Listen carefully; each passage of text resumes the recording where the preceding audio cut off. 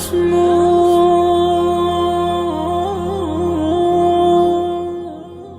will mention one hadith of the Prophet ﷺ, one incident that occurred in his life, in his time, in his presence. And from that we will deduce whatever fawaid we can in the time that is in front of us. So for reference, this hadith is narrated by Imam Bukhari rahimahullah ta'ala on the authority of Abu Darda radiyallahu anhu warḍah. And I will not quote the matan of the hadith wholly because anyway, most people don't understand Arabic and then you have to translate anyway. I will give the gist and the fahm of it with extracts from the hadith inshallah. So Abu Darda radiyallahu anhu says, كانت بين أبي بكر وعمر رضي الله عنهما محاورة. Between Abu Bakr radiyallahu anh and Umar ibn al-Khattab radiyallahu anh, there was in muhawara is discussion and an argument. You know, that's how it starts. You start discussing, then you invest, then you get passionate, then you get angry, then you argue. First of all, between who? Between Abu Bakr and Umar. And by consensus, this is the khayrul khalaiq ba'd al-anbiya. The verses of the Quran establish the same. You know, best of creation after the prophets. وَسَيُجَنَّبُهَا الْأَتْقَى الَّذِي يُؤْتِي مَالَهُ يَتَزَكَّى. This is Abu Bakr radiallahu anhu. Because he had a certain amount of wealth when Islam came, he gave it all. The Prophet said, Atqa, as in most pious of you. This is a superlative, most pious. No one will reach that level.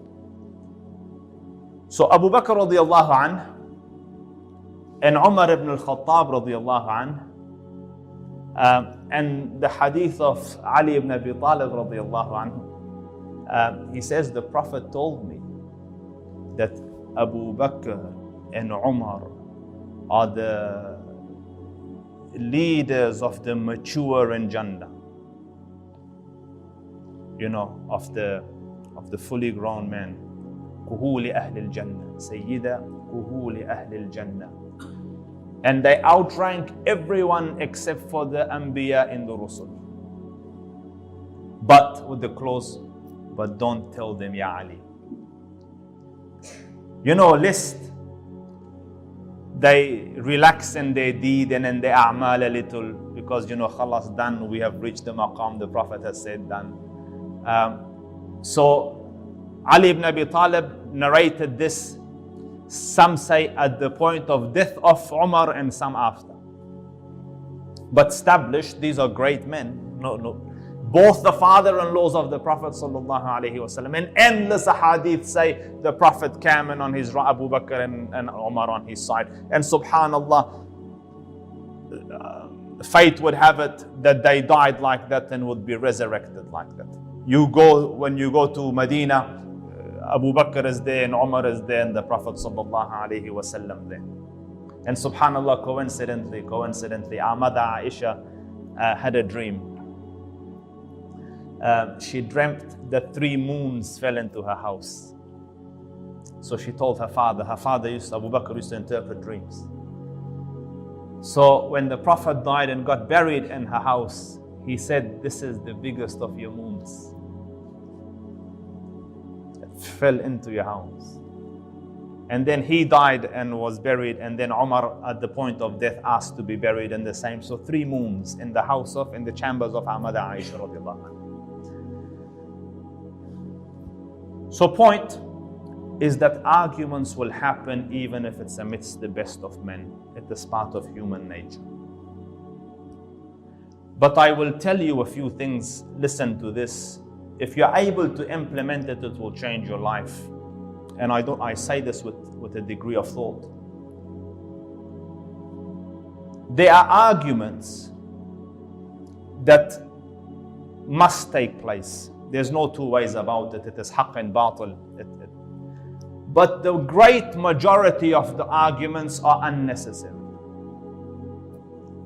Great majority of conflicts unnecessary.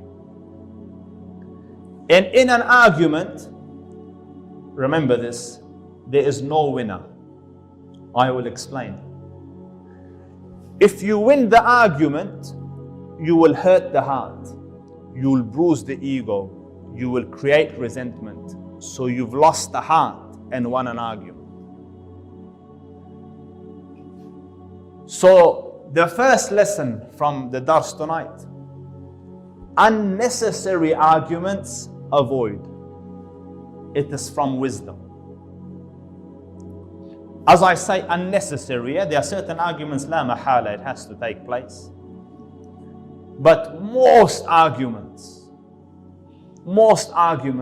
have the intelligence, presence of mind to say, there's no khair in this, avoid it. You know, which one's your favorite team? Unnecessary argument. Unnecessary argument. What color do you, and you don't understand me, most arguments, you said this and I said that, most arguments avoid. First rule, avoid unnecessary conflicts. It stains the hearts. It tarnishes relationships. In the event that you forgot the first lesson and went into an argument, dear ones, I swear, these are game changers. It took a long time to figure this out. In the event that you're in an argument, listen to the following. Win the heart if you have a choice, and lose the argument.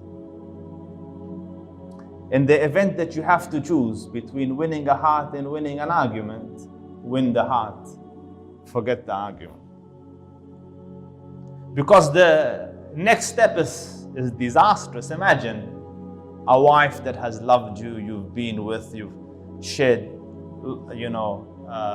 family with, and house with, and bed with, and now for an argument, and I'm not talking about haqq, but it's just an argument. For an argument, you lose a heart. What a calamity.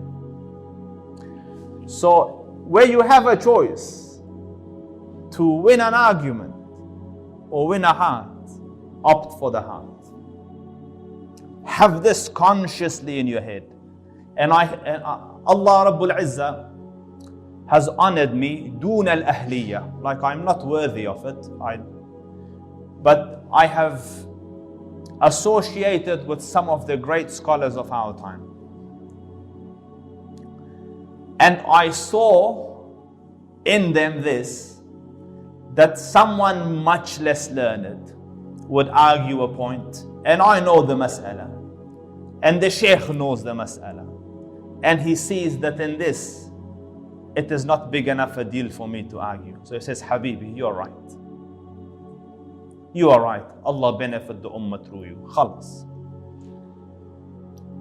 The person who's arguing will figure it out in 3 months' time, or in 3 years, ala hadd al-istita'a, or 30 years, irrespective. But the sheikh has won the heart. So if you have to choose between winning the heart or winning the argument, win the heart, dear ones. Win the heart. So that's the second lesson, yeah? I'll forget the numbers, but you understand.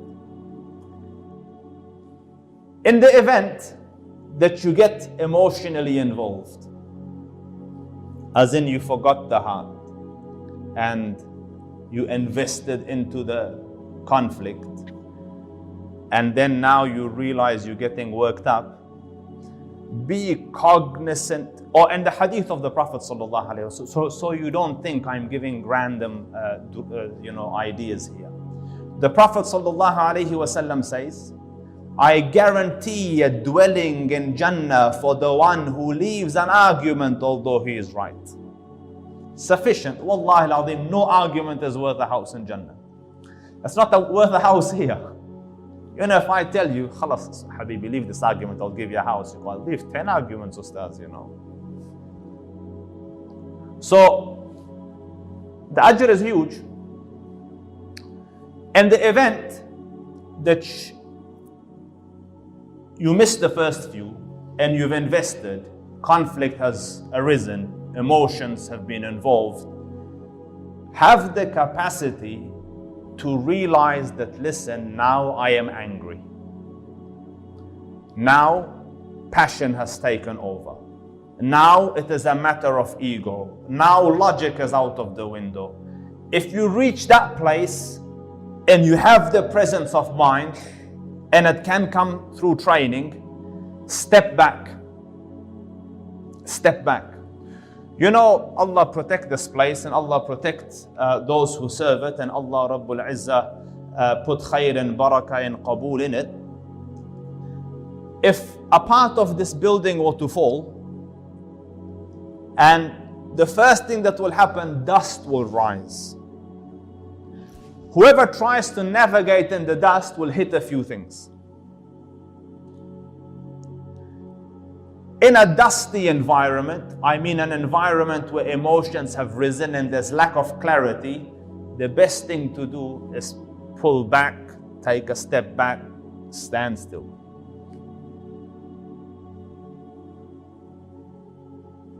So, and the hadith of the Prophet ﷺ, endless, don't get angry. And if you're angry, you're standing, sit. If you're sitting, lie down. Make wudu. On your left, the mal'oon sits, spit and say, A'udhu billah, you know. Most of the problems in this world, actually most of the cases in jail and Kasharina is because of a moment of loss of coolness and a moment of anger.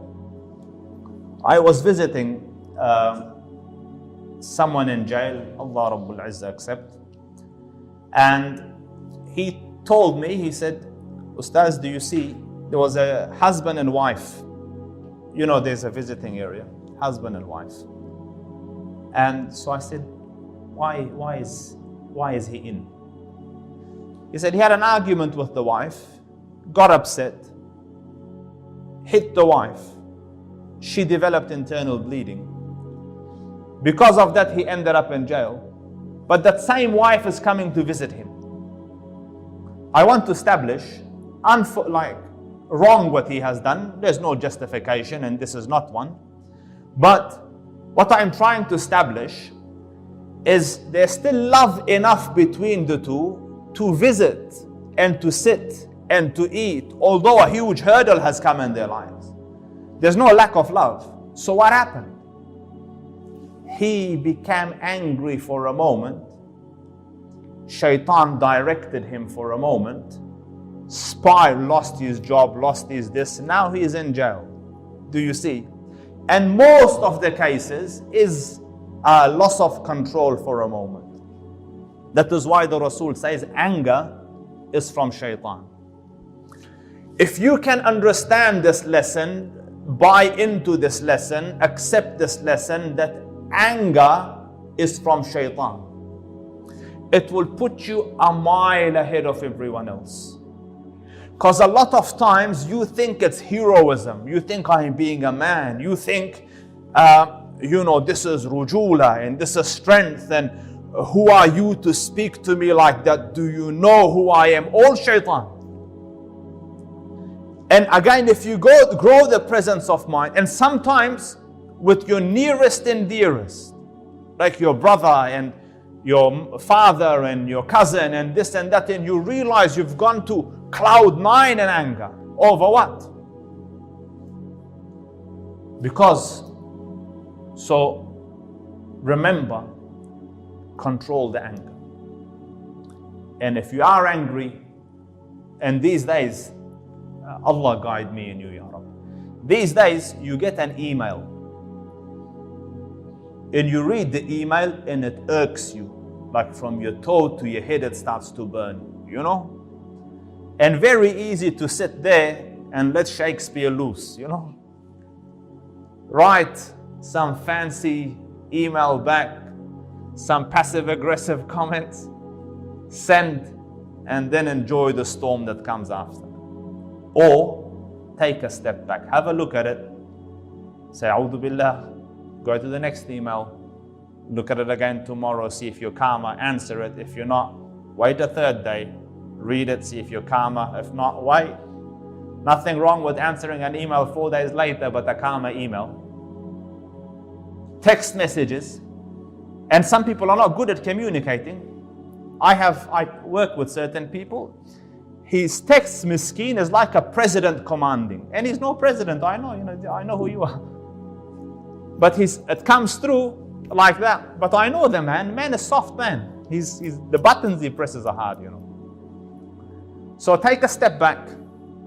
If you're angry, don't respond to a text. If you're angry, don't respond to an email. Come back to it. And you will thank me for this, and Allah Rabbul Izzah put it in my hasanat and yours. So, Abu Bakr and Umar argued, and in the argument, Abu Bakr radiallahu anhu angered Umar radiallahu anhu. And anyway, time is short, so I will just teach my lessons. So he transgressed against Umar, as in he wronged Umar. In the word of the hadith later on says, I wronged him. So I'm using the word of Abu Bakr radiallahu anhu himself. I don't have that courage to attribute this to the man himself. أين النور السها من شمس الضحى. There's سوء الأدب عندي. So, but Abu Bakr radiallahu anhu angered Umar ibn al-Khattab radiallahu anhu. And as soon as he angered him, he regretted.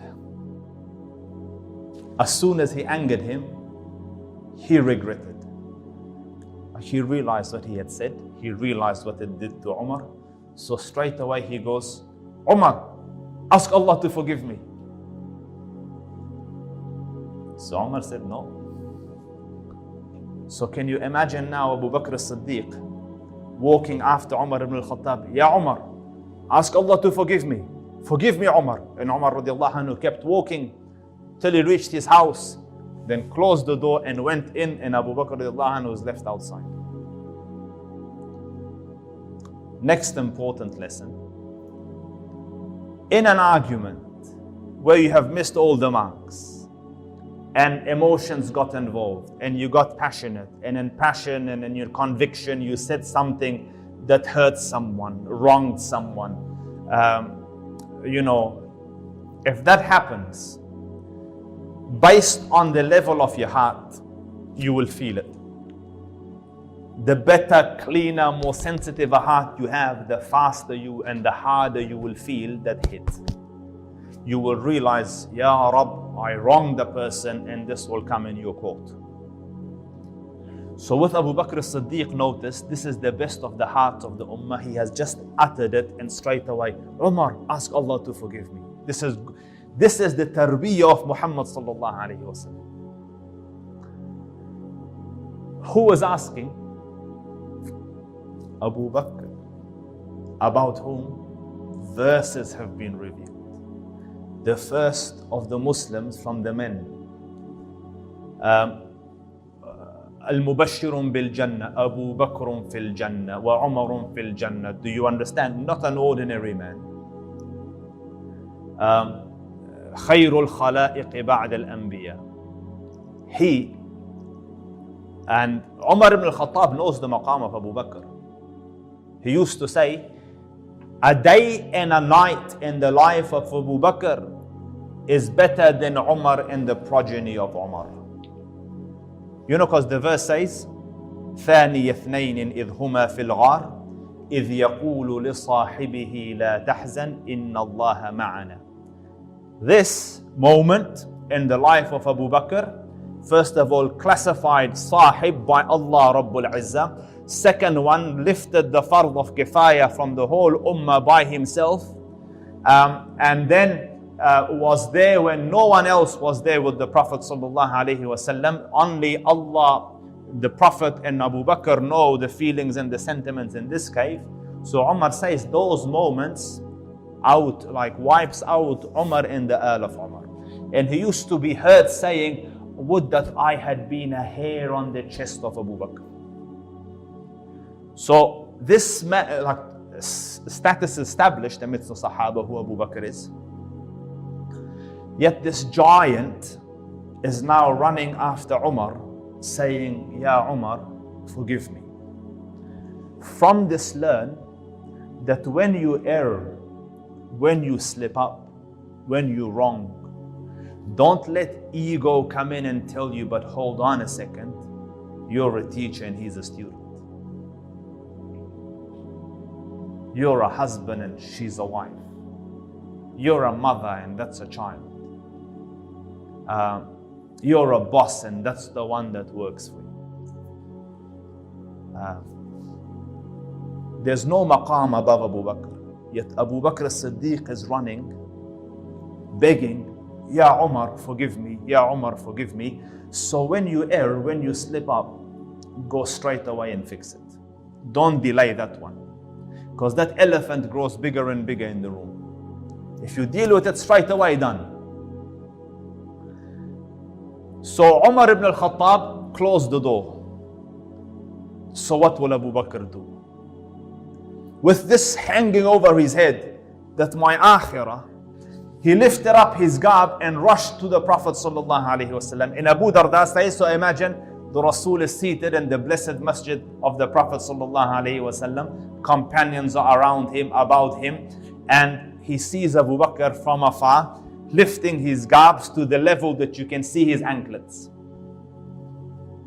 So he says, أَمَا صَاحِبُكُمْ فَقَدْ غَامَرْ.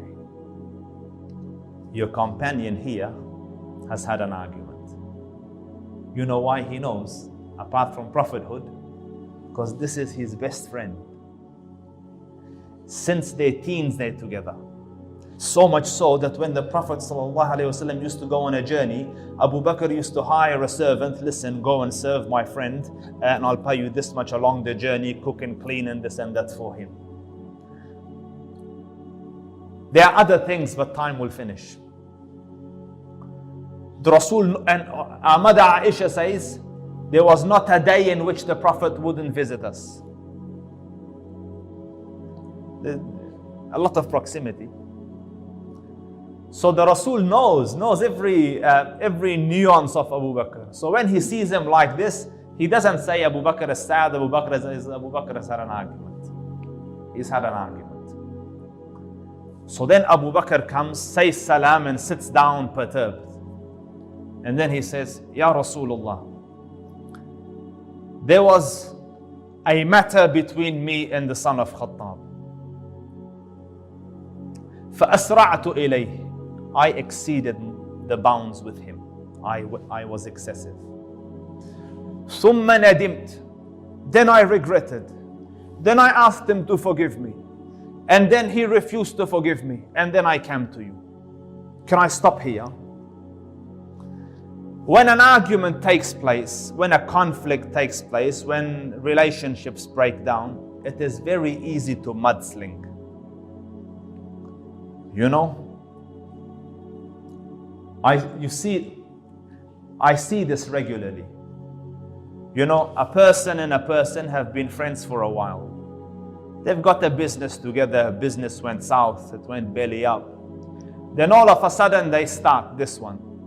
You know, he's like this and he did this and he did this and I did this. And most of it is not accurate. It is designed to paint the other person in bad light, help him salvage what is left of his character. Most of the time. And then it happens in more serious relationships, marriages. You know, after the separation happens, divorce happens, then you start, you know, he was like this and she was like this. And if you rewind back a few years, you know, that's the same one you used to pray for at night, Ya Rab, give me this one. And that was the same one you were looking for someone to go propose on your behalf. And that was the same one who, your heart used to skip a beat as all those stuff. And that was the same one you shared a bed with, and the same one you had kids. And now, subhanalladhi biyadihi al-maqadir, something happens and you don't have the character and the presence of mind to say, listen, it didn't work out. Allah Rabbul Izzah bless her and Allah bless me. And the stories they come up with afterwards, to salvage a little bit of decency and grace. Dear ones, grace under duress is the murad. Great. Goodness and normal times, easy. Someone gives you a gift, you don't say thank you, there's something wrong with you. Someone does something wrong to you, you're still graceful. That is the Quran says so. وَلَا تَنْسَوُا الْفَضْلَ بَيْنَكُمْ. Don't forget decency and grace. And the verse is in regards to talaq at times of difficulty. So when conflict happens and things fall apart, Abu Bakr came to the Prophet not saying, you know that Umar, the one who didn't believe in you first, and then he believed in you, and then he thinks he's all that because he's bigger than us size-wise. He says, كَانَ بَيْنِي وَبَيْنَ ابْنِ الْخَطَّابِ شَيْءٍ. Something occurred between, and I wronged him, O Prophet. فَأَسْرَعْتُ إِلَيْهِ ثُمَّ نَدِمْتُ. Then I came to you. So the Prophet ﷺ says, يغفر الله لك يا أبا بكر يغفر الله لك يا أبا بكر يغفر الله لك. Allah forgive you, O Abu Bakr. Allah forgive you, O Abu Bakr. Allah will forgive you, O Abu Bakr. Like even Umar is refusing, Allah will forgive. Then he said, Umar ibn al-Khattab, meanwhile, is at home and he's had a moment to cool down. And the goodness, of course, he was the one that was wronged. The goodness of the heart is he now remembers, subhanallah, Abu Bakr apologized and I refused. So he rushes out of the house, runs to the house of Abu Bakr, knocks the door. Where's Abu Bakr? He's not here. So Umar knows where Abu Bakr's gone. So Umar walks, radiyallahu anka ya Aba Hafsin. Umar walks to the masjid. In my heart of hearts, I feel he was uncomfortable because he knows who Abu Bakr is to the Prophet. But there's no dalil for this. This is just in my heart of hearts. But this one is on dalil. When he entered the gathering of the Prophet sallallahu alaihi wasallam, the face of the Prophet went red in anger. And his blessed face when he used to be angry, they say it was as though pomegranate was splashed on it. And a vein would come here. I feel a fraction of the tension that would have existed in the room, and especially for Umar, a fraction. You know, because you enter a house and your father's upset. He just looks, doesn't need to say anything. It's awkward. Your teacher's upset, depending on levels of haya in the generation you're in. Our time, our sheikh upset, no one would lift their eyes up. Tense. So Umar radiallahu anhu has walked in, and the Prophet's reaction is tangible. You can feel this. Abu Bakr is watching, and he knows the Prophet as the Prophet knows him. So Abu Bakr knows what is coming. So now Umar is walking, getting ready to get seated, and the Prophet ﷺ is this angry at him. He sees it, they see it, Abu Bakr sees it. Abu Bakr gets on his knees, says, Ya Rasulullah, I wronged him. Ya Rasulullah, I wronged him. Ya Rasul, I wronged him. And the Prophet ﷺ, almost not listening, says, I came to all of you and I said, I am the Prophet of Allah. And you said, you lie. And Abu Bakr said, you speak the truth. فَهَلْ أَنْتُمْ تَارِكُوا لِي صَاحِبِي فَهَلْ أَنْتُمْ تَارِكُوا لِي صَاحِبِي. I came to you and I said, I am the Prophet sent by Allah. You all said you lie. He said you speak the truth. Now will you leave my companion be for me? Now will you leave my companion be for me?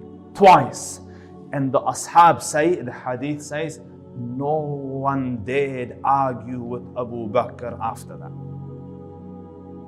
No one dared argue with Abu Bakr after that. Next lesson. And Ibn Hajar al-Asqalani mentions this in his sharh, that when a person of a higher status than you, at least in the court of the Lord, humbles himself to apologize to you, it is ill-befitting to be haughty and reject. So for example, young ones are here to teach you this basics of adab, because it's missing in where we are. Your mother wrongs you, and imagine she is a saintly lady, which then says, sweetheart, listen, I wronged, I am sorry. That is the moment where you kiss her hands and kiss her feet, and you say, one like you does not apologize to one like me. Allah forgive you, Ya Ummah. Your teacher apologizes, humbles himself to you. This is not a moment for you to show attitude and haughtiness. This is a moment to say, Ustaz, how could my ears hear such a thing from you? You know, you are the Taj of our heads, and Allah honor you. And if you were to smack me, I wouldn't say anything back. This is adab. So, one of the lessons is this, that when someone big realizes they slip up and tries to apologize, embrace that, honor that, exalt that. This is, humans are all, which one of us are without fault and blemish and slip up and wrong? كل بني آدم خطاء. وأكون للخير العميم مثالا.